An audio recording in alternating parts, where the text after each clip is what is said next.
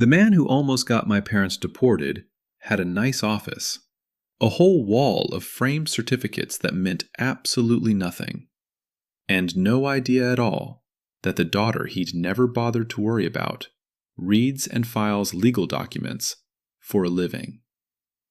That last part matters. Hold on to it. Because this is a story about a man who spent years betting that the people he robbed would be too frightened, too ashamed, and too unfamiliar with how any of it worked to ever come after him. And for a long time, that bet paid off beautifully. He picked families who flinched at the word government. He picked people who had learned, the hard way, in another country and in this one, that the safest thing to do when something goes wrong is to keep your head down and say nothing. He built his whole business on their silence. And then he took money from the wrong family, because he did not know that one of the daughters had grown up to do the one job that turns silence into paperwork. My name is Anna. I was 28 when this happened, and I have been, in one way or another, my parents' translator since I was 7 years old. If you grew up the way I grew up, the firstborn child of parents who came here with more courage than English, you know exactly what I mean. And if you didn't, let me try to explain it. Because you cannot understand what I did later without understanding the child I was first. I was the one who called the electric company when the bill was wrong. I was the one who sat in the beige chairs at the doctor's office and translated words a 7-year-old should not have to know. And then the ones at the school and the bank and the county office with the long lines and the number you take from a little red machine. I stood at the counter at the DMV on a step stool of my own nerve and spoke for my father, who could rebuild a tractor engine blindfolded, but could not make the woman behind the glass understand him. I was, before I was 10 years old, the bridge my family walked across to reach the English-speaking world. And that is a strange and heavy thing to be when you are still losing baby teeth. It made me anxious. It also made me very, very good at reading a form and knowing exactly what it was really asking. My parents are named Rafael and Elena. They came to the Central Valley of California before I was born, to the flat, hot farm country, where everything green in an American grocery store starts its life. And they worked. God, they worked. My father worked the fields, and then the packing houses, and then, for the last 15 years, ran a small landscaping operation, with 2 trucks and a loyalty from his customers that money cannot buy. My mother cleaned houses and raised 3 kids and could stretch a chicken across 4 dinners. They built a whole life in a country that never once made it easy for them. And the one thing that always sat over that life like a cloud, the thing we did not talk about at dinner, was papers, status, the long, expensive, terrifying process of trying to become, on paper, what they already were in every way that mattered, which was people who belonged here. For years they had been trying to fix it the right way, and the right way in this country is a maze designed by people who will never have to walk it. It is slow, and it costs money most families do not have. And one wrong move can undo a decade of careful living. So when a man opened a bright new office in a strip mall near our neighborhood, with a big sign that said Immigration Services, and a smile that put people at ease, and when word went around the community that he could help, that he knew the system, that he had gotten papers for the Hernandez family and old Mr. Trujillo, my parents did what frightened, hopeful people do. They trusted him. They did not tell me because they knew I would have questions, and because there is a particular pride in immigrant parents that does not want the child they sacrificed for to have to carry their problems. They wanted to hand me a solved thing. So they went to him alone. His name was Delgado, and I want to be careful about him, because the easy version of this story makes him a cartoon, and the true version is worse. He was not a stupid man. He was charming and organized, and he understood his customers precisely because he came from the same world they did, which is the part that still makes me sick.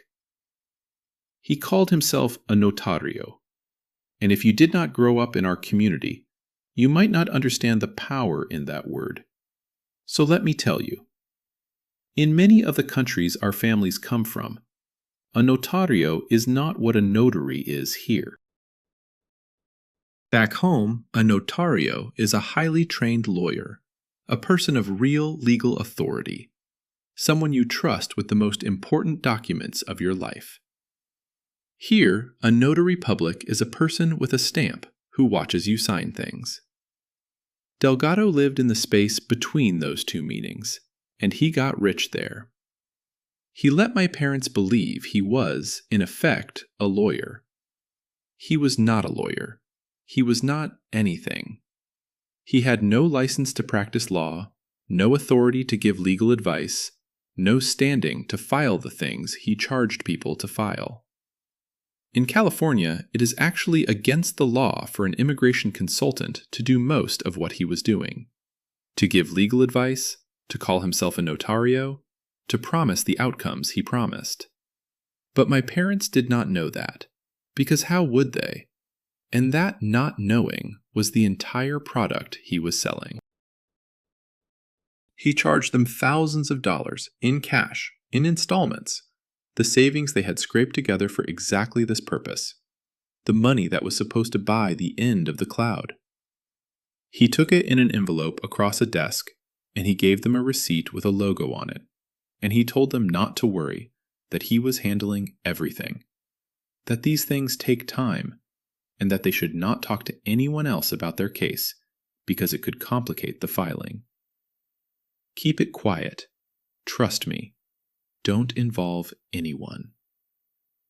You have heard those words before in this story, because they are always the words. And then he did nothing. That is the part I still cannot fully forgive, the sheer laziness of the cruelty. He did not file the paperwork he was paid to file.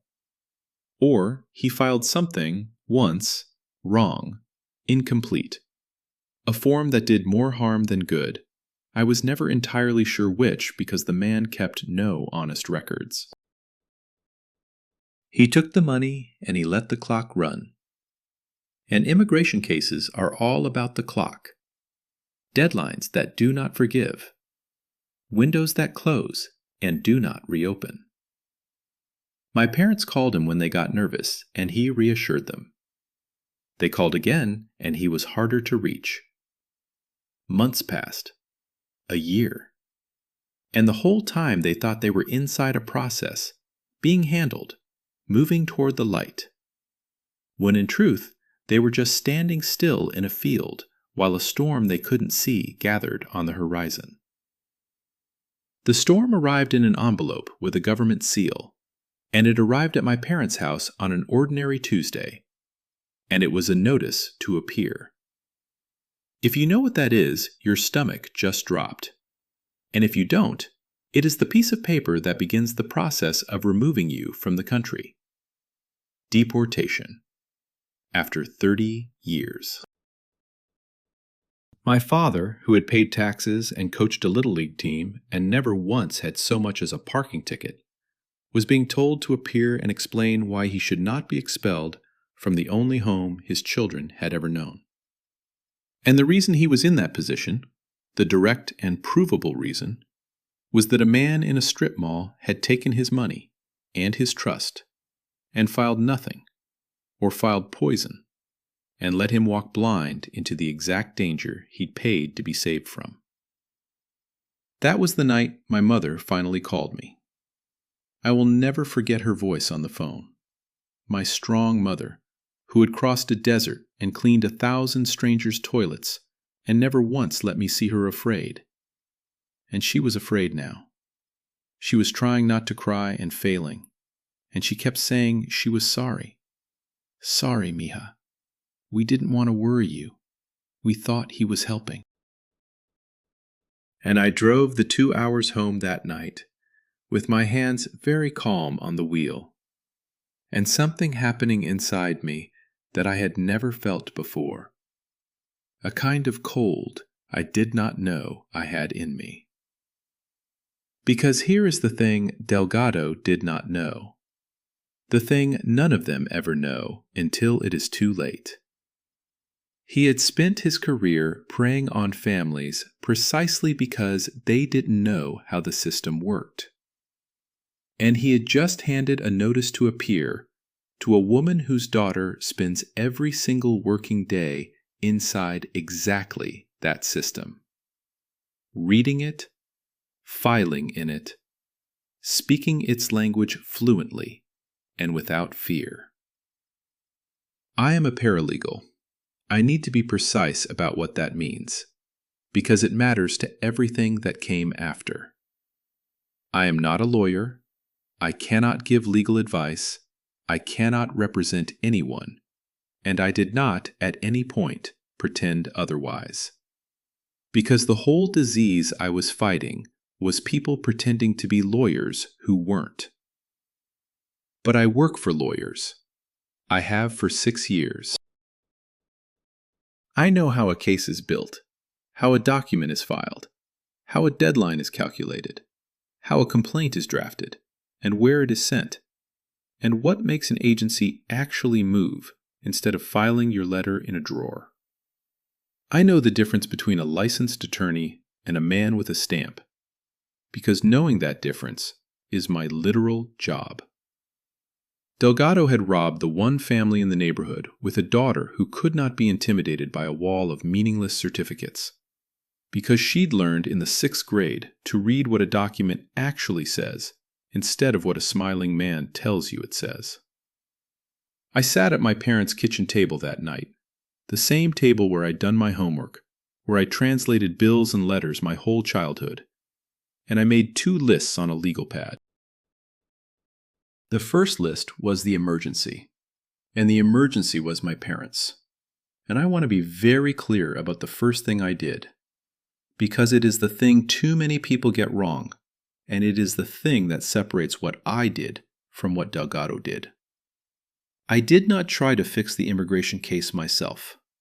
I am not qualified to, and a person's whole life is not a place for an amateur, even a well-meaning one. The first thing I did, first thing the very next morning, was find my parents a real lawyer.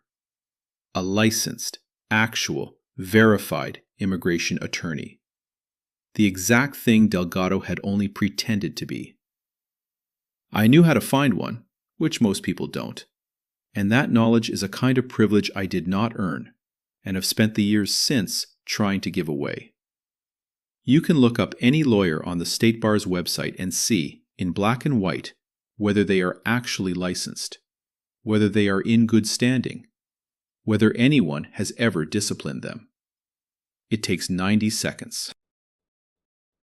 If my parents had known to type Delgado's name into that search 4 years ago, they would have found nothing, because he was never there to find, and this whole story would not exist. I found them a real one.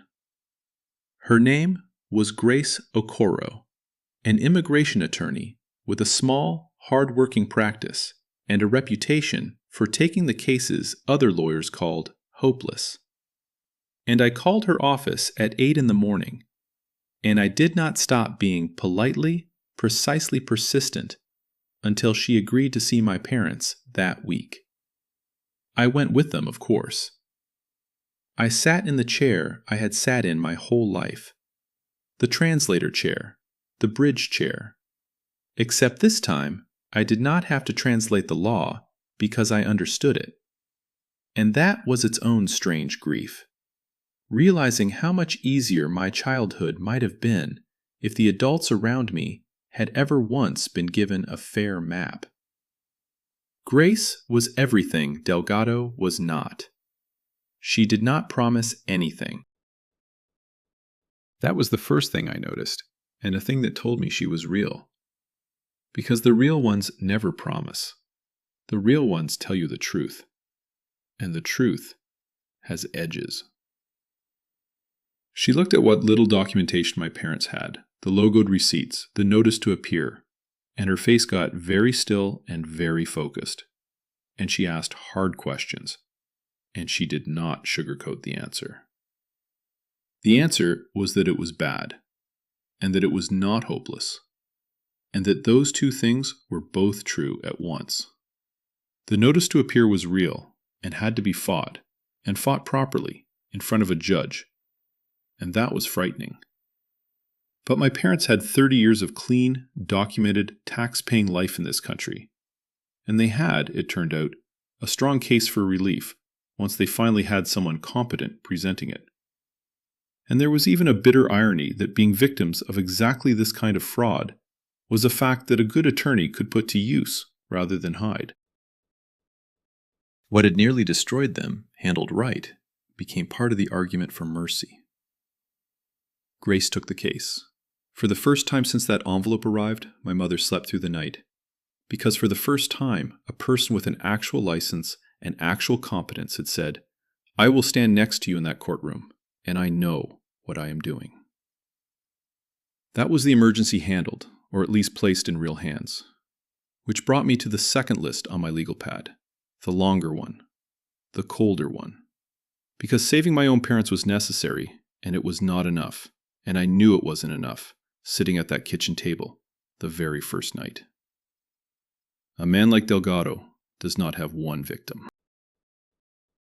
A man like Delgado has a business model, and the business model is a community.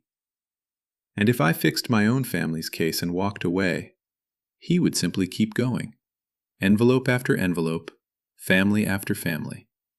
And the next notice to appear would land on the next kitchen table, and the next, forever. Because everyone he robbed was too scared to be the one who spoke.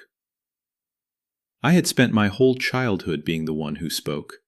I was not going to stop now. So I did the thing I do for a living. Except this time, it was personal. And I did it better than I have ever done anything. I started to build a file. I began with my own parents, and I built their piece of it the way I'd build any case at work. Cleanly, completely, with an almost loving precision. Every receipt photographed and logged with its date. The logoed papers he'd given them. A written timeline of every payment, every promise, every phone call, reconstructed from my parents' memory and, where I could, from their bank records and their phone records. Because cash is hard to trace, but the pattern around cash leaves fingerprints. And then the centerpiece, the thing that turns a sad story into a case. Proof of the nothing. I had Grace's office help my parents formally request their record from the Immigration Service. And when it came back, it showed, in the government's own cold print, that the thing Delgado had been paid thousands of dollars to file had, in the crucial window, never been properly filed at all. His entire service, reduced to a document that proved its own absence. That is the kind of paper that ends a man. But I already knew one family's file, however perfect, was just one sad story. And one sad story is easy for an overworked agency to set aside. What I needed was a pattern, because a pattern is a different animal entirely. A pattern is not a complaint. A pattern is a predator. So I went looking for the others, and this was the hardest part, and the part that taught me the most about the very silence Delgado had been counting on. Because they did not want to come forward. Of course they didn't. That was the whole engine of his business. When I started, carefully, through my mother, through the church, through the slow, careful web of a community that talks in kitchens but not to authorities, To ask whether anyone else had used the notario in the strip mall, what I met first was fear. People who had lost thousands of dollars did not want to admit it, because admitting it meant admitting they'd been foolish, and it meant putting their own precarious status in a sentence next to the word government. And it meant trusting me, another person promising to help, when the last person who promised to help had ruined them. I understood every bit of it. I had grown up inside that fear. And that, in the end, was exactly why they eventually trusted me. Because I was not an outsider with a clipboard. I was Elena's daughter. I had translated at their appointments, too. I was one of them. And I was not afraid. And my not being afraid turned out to be contagious. One by one they came. It took weeks, and a lot of coffee at a lot of kitchen tables, and a lot of promising, truthfully, that I was not the police, and I was not immigration, and I was not going to put anyone in danger. That all I wanted was to write down what happened to them so that it could not happen to anyone else. And the stories, when they came, were almost word for word the same. Which is how you know you are not looking at bad luck, but at a machine.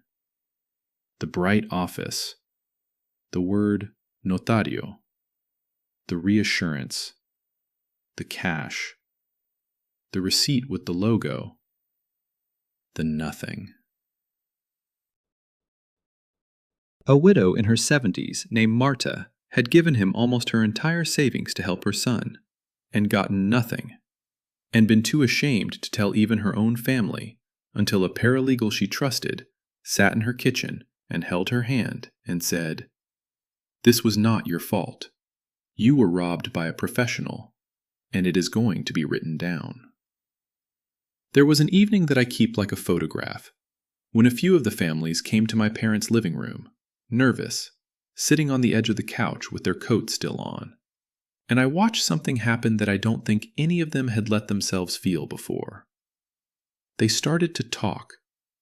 And as they talked, each one describing the bright office, and the word notario, and the envelope, and the nothing, they realized in real time, in front of each other, that they were not alone. That they had not been singled out for their own foolishness. That the exact same thing, in the exact same words, had been done to the neighbor across the room. You could watch the shame lift off them like a fog burning away.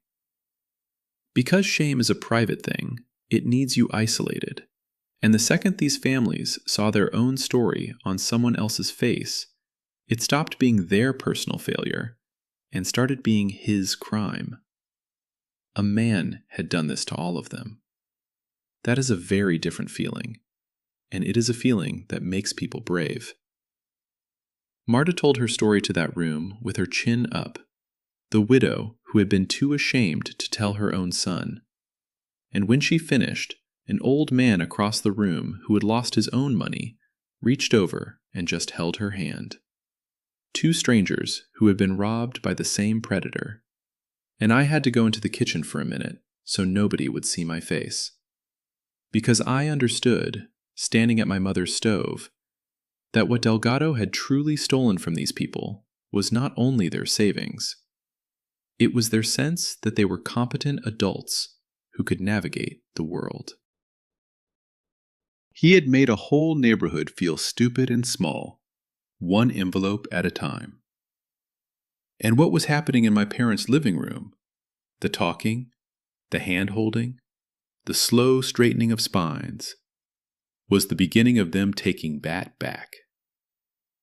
I also want to be honest about what it cost me, because I don't want anyone thinking it was easy or clean. I had a full-time job. I did all of this at night and on weekends, at kitchen tables and on the phone, for months, while holding down the work that actually paid my rent. I was tired in a way that got into my bones. And there was fear, too, a real one. Because gathering frightened people and pointing them at the government is a delicate, dangerous thing. And if I did it wrong, if I made a promise I couldn't keep, or exposed someone who couldn't afford to be exposed, I would be doing a version of the very harm I was trying to undo. I lay awake over that. I checked everything twice, then a third time, the way my father taught me to check a thing. I carried it. But I carried it towards something, and that makes even a heavy thing bearable. By the end, I had a dozen families, 12 households, 12 variations on one identical theft, tens of thousands of dollars taken in total, and, more damning than any single dollar, a documented pattern of a man without a license practicing law, giving legal advice, calling himself a notario, and making promises that state law flatly forbids.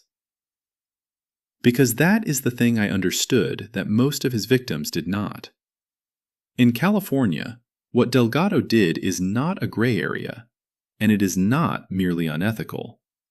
It is against several specific laws at once. There are rules about who may call themselves an immigration consultant, and what they may charge, and what they are absolutely prohibited from doing. And giving legal advice and calling yourself a notario are right at the top of the forbidden list. And practicing law without a license is its own violation entirely. He had been breaking all of it, in the open, for years, protected by nothing but the silence of the people he robbed.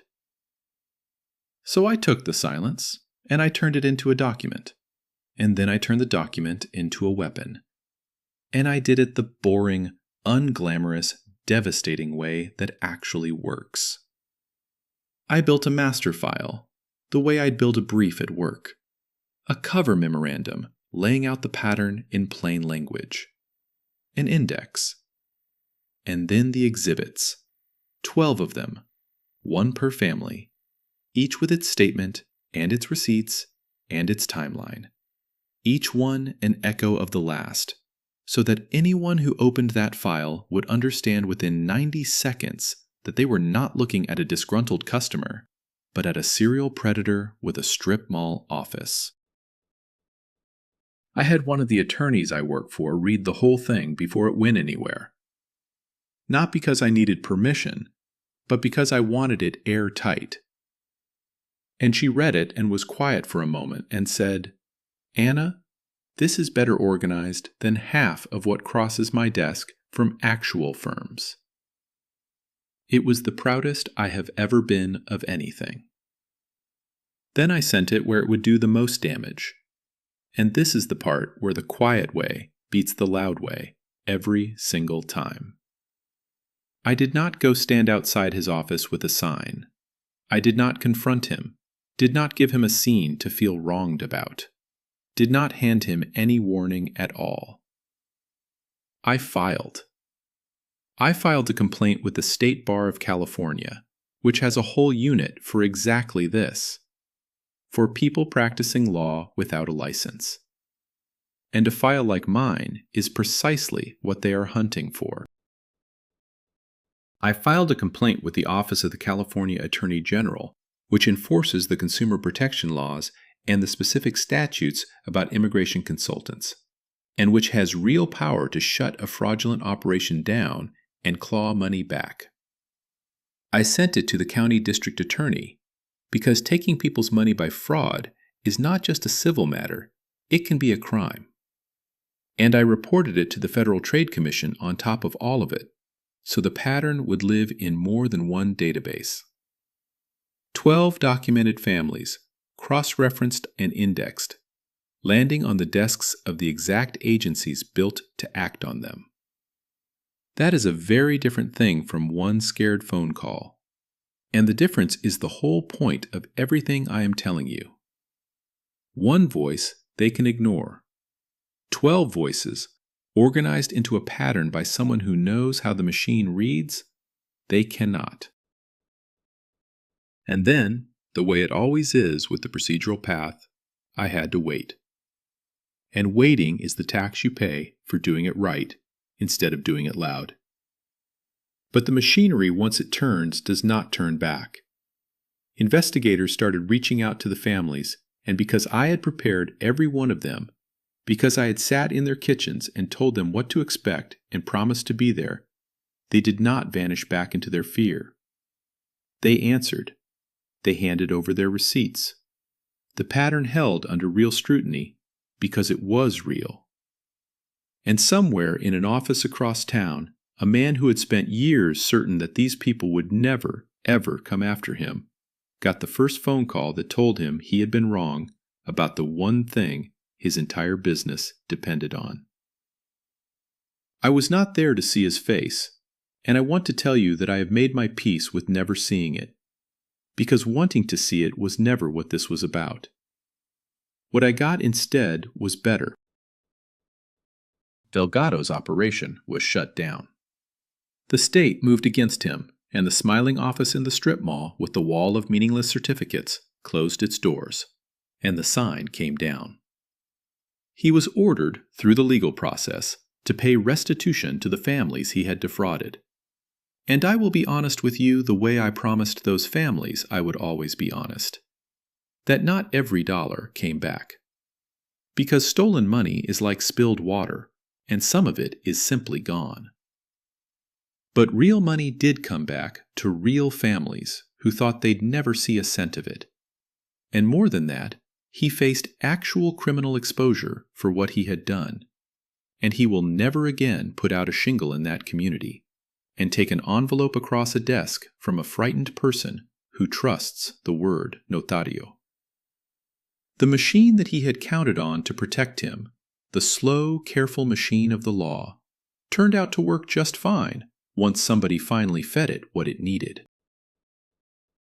But the sweetest part, the part that matters more than his closed office, is what happened to the 12 families. Because a shutdown and a fine only end the bad thing. They don't build the good thing. The good thing was that a dozen households who had been robbed and left in danger finally got connected to real, licensed help. Grace and a legal aid organization she worked with, and a couple of other honest immigration attorneys, took on the families whose cases could still be salvaged, and did for them, properly, what Delgado had only pretended to do. Some of those cases had been damaged past saving, and I won't pretend otherwise, because he had let deadlines die that could not be revived. But some were saved.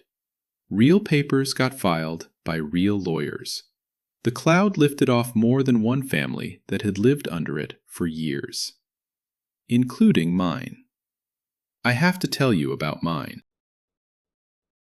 Grace fought my parents' case the way she fought everything, thoroughly and without theater, and she stood next to my father in that courtroom exactly as she'd promised.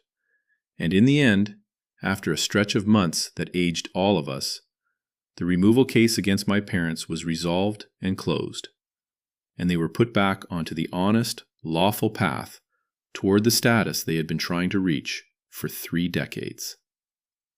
The very thing Delgado had sold them and never delivered. A real lawyer delivered, out in the open, with a license you could look up in 90 seconds.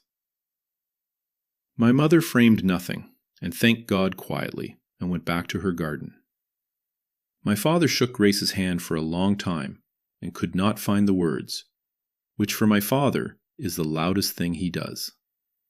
Here is what happened next, and it is the part I am building the rest of my life around. I kept thinking about the 90 seconds.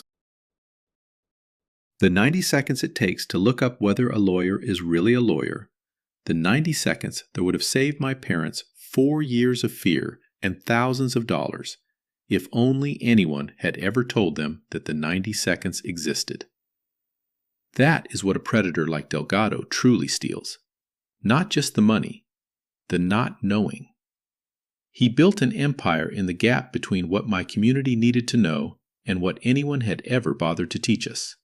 And I decided I was going to spend my Saturdays closing that gap, 1 kitchen table's worth of families at a time. So I started a clinic, a free one, on Saturday mornings in the back room of a church that let us use the space, and I want to be careful to tell you what it is and is not, because the whole point is doing it right. I am not a lawyer, and I do not pretend to be one, and I do not give legal advice, because that is the exact line Delgado crossed, and I will die before I blur it. What I do is organize and translate and teach the boring, powerful, life-saving basics. How to look up a lawyer's license in 90 seconds. What a notario is and is not here versus back home. What questions to ask. What a real attorney will and will not promise. Which nonprofits offer real help for free or nearly free. And Grace and other actual licensed attorneys volunteer their Saturdays and give the real legal advice in the open for nothing to families who walk in carrying the same fear my parents carried and walk out carrying a little bit of the map instead. The first Saturday, I stood up in front of a room full of nervous families, people who had come in braced to be judged or tricked or reported, and I felt the whole shape of my life fold back on itself. Because I was 7 years old again, standing at a counter, being the bridge my family walked across to reach a world that spoke a language they didn't. Except now, I was not a frightened child translating a bill. I was a grown woman who had turned that whole anxious childhood into a skill, and the skill into a shield. And I was handing the shield to my own people so their kids would not have to grow up as scared and as parentified as I did.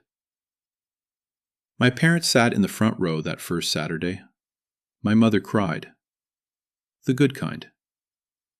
My father, who does not cry, looked at me with an expression I had waited my whole life to earn. A few months into the clinic, a young mother came in on a Saturday, maybe 23, a baby on her hip, and she was shaking a little, the way people do when they've been carrying a worry alone too long. She told me a man had promised to fix her husband's papers, that he had an office and a nice manor, and had asked for $3,000, and that she'd come to us because something about it, she couldn't say what, had made her uneasy the night before she was supposed to hand over the money. And I sat down next to her, and I took out my phone, and I showed her the 90 seconds. The State Bar's website. The search box. His name. Nothing. No such lawyer, in good standing or otherwise, anywhere in the state. She looked at that empty search result for a long moment, and then she looked at me, and she started to cry. But it was relief. It was the sound of a trap not closing. That is the whole reason the clinic exists, right there. She had not lost her money yet. She had not gotten a notice to appear. There was no ruined case for Grace to try to salvage. No removal hearing. No year of terror. Because this time, the story got interrupted before it could start, by nothing more than a young woman trusting her own unease enough to walk into a church basement, and a paralegal showing her a 90-second search. My parents' whole nightmare, and Marta's, and all 12 families, prevented for one more household by the cheapest, simplest thing in the world, which is knowing where to look. I have thought many times that if I do nothing else worthwhile with my life, that Saturday morning was enough. That is where the story leaves them, and where it leaves me. Delgado's office is a nail salon now, I'm told. The families got what could be gotten back. My parents are still here, lawfully, in the country their children call home, growing tomatoes and chiles in a Central Valley garden, and spoiling grandchildren who will never have to stand on a stepstool of nerve at a government counter, because their mother will already know exactly what the form is asking. And every Saturday, in the back of a church, a little more of the not knowing gets given away for free, which is the only real cure for the thing that man built his career on. I learned something in all of it that I would give to you if I could, and it is this. The people who prey on the frightened are betting, every single time, on your silence and your not knowing. That is the whole bet. And the thing they are most afraid of in the world is not anger, because anger they can survive. Anger they can even use. The thing they are afraid of is a person who stays calm and writes it all down and knows exactly which door to walk it through. You do not have to be a lawyer to be that person. My parents weren't. I just happened to know where the doors were. So let me be the one who tells you, the way I wish someone had told my mother and father years ago. The doors exist, and you are allowed to use them. And there are people who will help you for free. And you can look up in 90 seconds whether the person you are trusting with your life is really who they say they are. If you made it to the end of my family story, I would genuinely love to hear from you. Because I know we are not the only ones this has happened to. Not by a long way. Has someone in your life, your family, your neighborhood, ever been taken by a fake lawyer, a phony consultant, a notario, someone who bet on your silence? Did they ever come forward, or did the fear win? And if it hasn't happened to you, do me one favor, and go tell someone you love about the 90 seconds, about looking up the license, because that one small thing prevents this whole story. Tell me in the comments where you're listening from and how old you are, because I picture all of you out there, and some of you, I know, are the kid who translates for their family. And I want you to know I see you, and it gets better. And what feels like a burden right now might turn out to be the thing that lets you protect the people you love. If this meant something to you, give it a like so it reaches the family that needs it. And subscribe if you'd like to sit with me for another. Look out for each other, and look up the license.